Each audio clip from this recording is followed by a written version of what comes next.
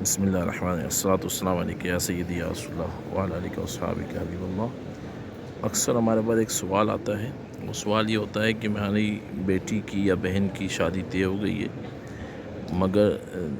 جو ضروریات کے سامان ہیں شادی میں جو بچی کو دیا جاتا ہے اور جو کھانے وغیرہ کا اہتمام کیا جاتا ہے اور دیگر ضروریات کے لیے اسباب نہیں بن رہے، تو میں یہاں بارگاہ رسالت میں موجود ہوں اس وقت، تو میں دعا بھی کر رہا ہوں کہ اللہ تعالیٰ ہماری بہن بیٹیوں کے رشتے جو ہے وہ اچھے گھرانوں میں ہوں، بھائیوں کے بھی رشتے اچھے گھرانوں میں ہوں اور برکتوں کے ساتھ رخصتیاں ہوں۔ تو اگر اسباب نہیں بن رہے شادی کے، سامان کے اسباب نہیں بن رہے، کھانے کے تمام کے اسباب نہیں بن رہے، تو اس کے لیے آپ کو میں ایک بہت ہی خوبصورت وظیفہ میں بتاتا ہوں، آپ یہ وظیفہ پڑھیں تو انشاءاللہ تعالیٰ آپ کی غیبی امداد ہو جائے گی، اور جتنا بھی خرچہ ہوگا شادی کا وہ انشاءاللہ غیب سے اس کی امداد ہو جائے گی، مدد ہو جائے گی انشاءاللہ تعالیٰ۔ ہر نماز کے بعد صرف 7 بار سورہ مزمل پڑھنی ہے، ہر نماز کے بعد 7 بار سورہ مزمل پڑھنی ہے، اور حضرت بی بی فاطمہ رضی اللہ تعالیٰ عنہا کو اصال ثواب کرنا ہے، اور کیونکہ اس میں یا ایھا المزمل اللہ نے فرمایا کہ چادر اوڑھنے والے،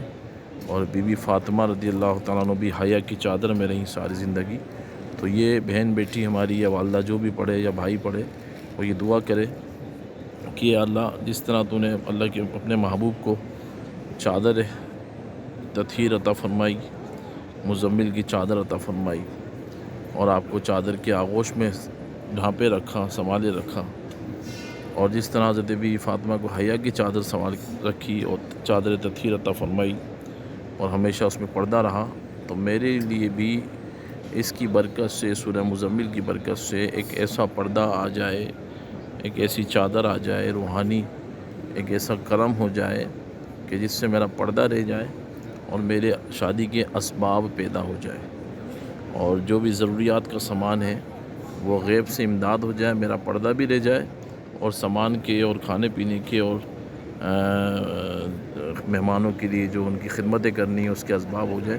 تو انشاءاللہ تعالیٰ آپ کی غیبی مدد ہو جائے گی۔ سورہ مزمل 7 بار پڑھنی ہے ہر نماز کے بعد، اور بی بی فاطمہ رضی اللہ تعالیٰ عنہا کو اصال ثواب کر کے اللہ کی بارگاہ میں دعا کرنی ہے، انشاءاللہ غیبی مدد ہو جائے گی۔ یہ وظیفہ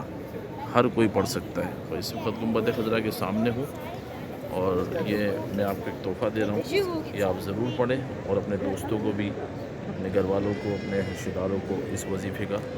ضرور بتائیں، کیا اس کی برکت